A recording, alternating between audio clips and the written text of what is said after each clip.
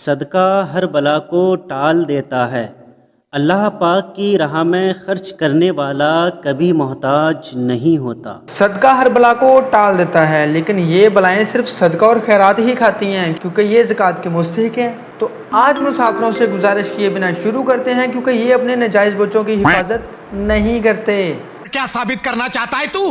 क्या साबित करना चाहता है तू? सरकार गौसे पाक रजी अल्लाह ताला अन्हु पर्दा फरमाए, इंतकाल हुआ गौसे पाक सरकार का।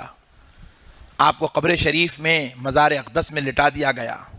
गौसे पाक से सवाल कर रहे मन रब्बू का, तो गौसे पाक ने कहा पहले मेरे सवाल का जवाब दो, फिर मैं तुम्हें तुम्हारे सवाल का जवाब देता। अब्दुल कादिर आपके क्या सवाल हैं?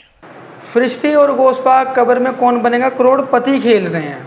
मेरा मासूम सा बस एक सवाल है कि जब ये सब कुछ हो रहा है तो इस वाक़े की ऑडियो और वीडियो किसने बनाई होगी, क्योंकि ना तो गौसे पाक ने बाहर आके बताया कि मेरे साथ क्या हुआ, और ना ही फरिश्तों ने बताया कि हमने गौस पाक के साथ क्या सवालात किए। कोई गल ही नहीं करता है, खुसरिया तरह डरे बैठे ने। सेम टाइम पे कई 70 लोग आए, सबकी दावत कबूल की। दूसरे दिन शाम में लोग आकर के फख्र कर रहे हैं, आज मेरे घर शेख अब्दुल कादिर जिलानी आए थे। दूसरा कह रहा नहीं मेरे घर आए थे, तीसरा कह रहा मेरे घर आए थे। एक वक्त में सब घरों पर कैसे? ये गड़बड़े बाबा। सबों ने कहा उन्हीं से पूछते हैं वो कहां गए थे। जब लोग आए तो सुनने में यह आता है कि आप एक दरख्त के नीचे बैठे थे। लोग सवाल करने के लिए आए, सब आपस में कह रहे हैं हमारे घर आए थे, हमारे। आप बताएं क्या किसके घर गए थे? तो उन्होंने कहा दरख्त के ऊपर देखो। तो लोगों ने दरख्त के ऊपर निगाह डाली तो देखा हर पत्ते पर शक्ल अब्दुल कादिर नजर आ रही है। ये कहानी कहीं देखी हुई लगती है। हाँ, याद आया, ये कहानी डॉक्टर स्ट्रेंज से चोरी की गई है। हाय हाय हाय। छड़ दो अब्दुल कादिर पै गए रे विच। है जी हम साथ खड़े हैं, अन्नी दिया बह जा कि नहीं थक जाएगा, बह जा थल्ले। हमें लगता था सिर्फ हम ही गाली दे सकते हैं, लेकिन ये तो हमारा भी उस्ताद निकला यार। लेकिन कोई बात नहीं, मिंबर रसूल पे बैठ के ये सब कर सकते हैं, दीन के नाम पे गालियां भी दे सकते हैं। आगे वाह वाह करने के लिए तो बैठे ही हैं। घबराना मत, मेरा गौस कहता है जो मेरा गुलाम है कादरी है, मैंने अल्लाह से 70 मरतबा वादा ले लिया है, मेरा मुरीद बगैर तौबा के मर नहीं सकता। हाँ जी, 70 बार वादा लिया है अल्लाह से। अरे किसी पागल नस्ल के लोगों, अल्लाह के एक वादे पे यकीन नहीं है क्या? गौसे पाक फरमाते हैं मेरे अल्लाह ने मुझसे 70 मरतबा वादा किया है। यार ये 70 बार वाला क्या सीन है यार? 10-20 बार तक नहीं रुक सकते क्या? और मैं यकीन के साथ कह सकता हूँ कि ये जो कहानियाँ गौसे पाक के नाम पे बना रहे हैं, इनका खुद गौस पाक को नहीं पता नहीं ऐसे डेंजरस सिचुएशन में मैं ऑटोमेटिकली आगे कैसे आ जाता हूँ। गौस पाक का दीवाना रहता था। वो बच्चों को, सैयदों के बच्चों को बहुत प्यार करता था, और वो सैयद का बच्चा देख लेता, उसको उठाकर खिलाता, उसको चीज दिला देता, और इस तरह करता था। उसका इंतकाल हो गया, तो वो लोग इकट्ठे हुए थे, लोग अजीज रिश्तेदार। तो अचानक ये उठ बैठा था, लोग तो भागने लगे, ये क्या हो गया? तो इसने बोला कि डरो मत, इसमें मरा हुआ यूं। लेकिन हुआ यह कि मेरे गौस पाक आ गए, मेरे मुर्शिद आ गए, मेरे पीर साहब आ गए, और मेरे को ठोकर मारी, उठ, तौबा किए बगैर क्यों मर गया? तौबा कर ले, तौबा किए बगैर क्यों मर गया? तौबा कर ले। अब 70 बार वाला वादा कहाँ पे गया?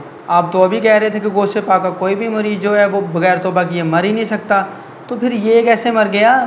वली जब तक जिंदा रहता है वो तब भी मदद करता है, जब कब्र में चला जाए अल्लाह की अता से तब भी करता है, लेकिन दुनिया में रह के वो मदद थोड़ी करता है, कब्र में जाके ज्यादा करता है। अब ये कैसा सीन है? जीते जागते मदद कम करता है और मरने के बाद मदद ज़्यादा करता है।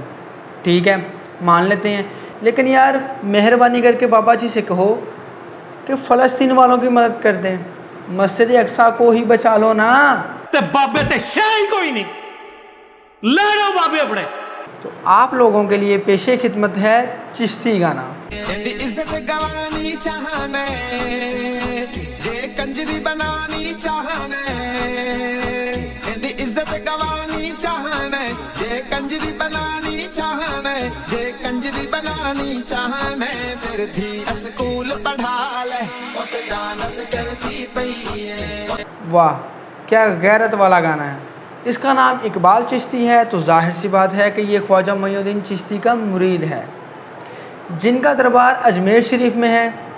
तो चलिए एक दफ़ा आपको वहाँ का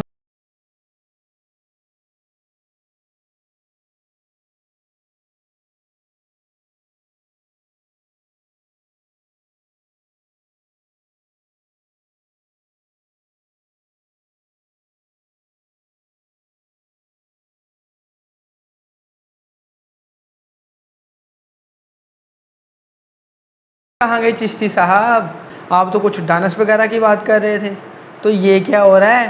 डांस ही हो रहा है ना, कई बात। मैं आपको गौस पाक शेख अब्दुल कादिर जीलानी रहमतुल्लाह अलैह की एक करामत सुनाता हूँ। एक बुजुर्ग हजरत अब्दुल मलिक रहमतुल्लाह अलैह फरमाते कि मैं हुजूर गौस पाक के मदरसे में बगदाद शरीफ में हाजिर था कि इतने में गौस पाक अपने हाथ में एक असा यानी रॉड लेकर बाहर निकले कमरे से।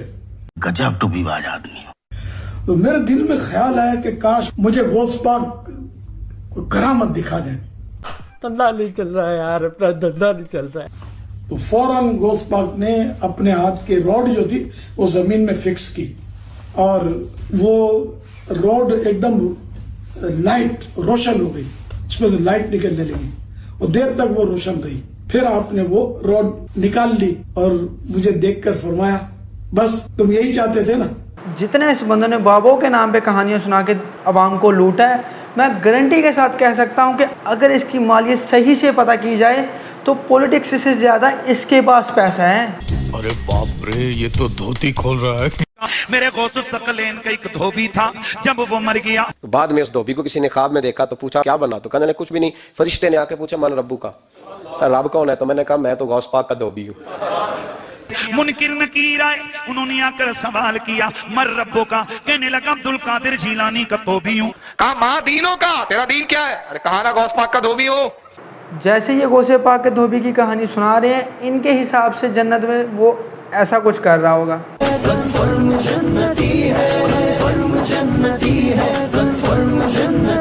बंदर मामा पहन पजामा दावत खाने आए, ढीला कुर्ता टोपी जूता पहन बहुत इतराए। बस यार हमारी वीडियो खत्म हो गई, लेकिन इनकी कहानियाँ और ड्रामे ख़त्म होने का नाम ही नहीं ले रहे।